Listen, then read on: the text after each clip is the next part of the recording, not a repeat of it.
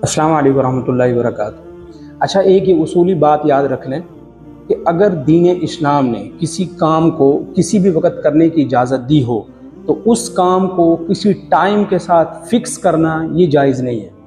मिसाल के तौर पर कब्रिस्तान आप साल भर में कभी भी जा सकते हैं, दिन में जाएं, रात को जाएं, किसी भी वक्त जाएं आप।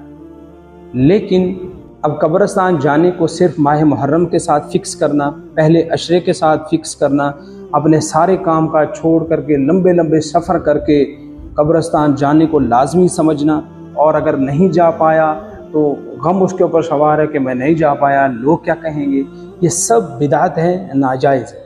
आप कब्रिस्तान कभी भी जा सकते हैं, कोई मुहर्रम में जाना ज़रूरी नहीं है, कोई पहले अशरे में जाना ज़रूरी नहीं है, कोई कब्रों की लिपाई जिसकी ज़रूरत हो पहले अशरे में करना ज़रूरी नहीं है। जब साल भर में आप महसूस करें कि लिपाई होनी चाहिए, आप वहाँ लिपाई कर दें। और कब्रिस्तान में भाई साल में सिर्फ मुहर्रम में क्यों जाना है? और कब्रिस्तान जाने की जो हिकमत और फ़िलासफ़ी है वो नबी करीम सल्लल्लाहु अलैहि वसल्लम ने ये इरशाद फरमाई कि कब्रिस्तान जाओगे, बार बार जाओगे, तुम्हें भी याद आएगा कि हमने भी कब्र में जाना है।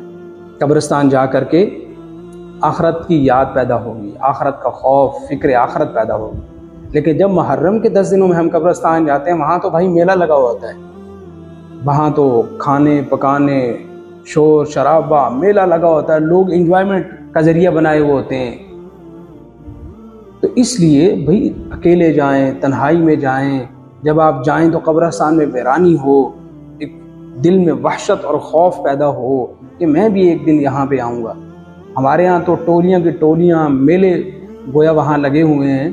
तो ये सब चीज़ें काबिल इस्लाह हैं, इसलिए हमें कुछ खुदा का खौफ करना चाहिए और अपने आप को दीन की सही तालीमात पर गामज़न करना चाहिए।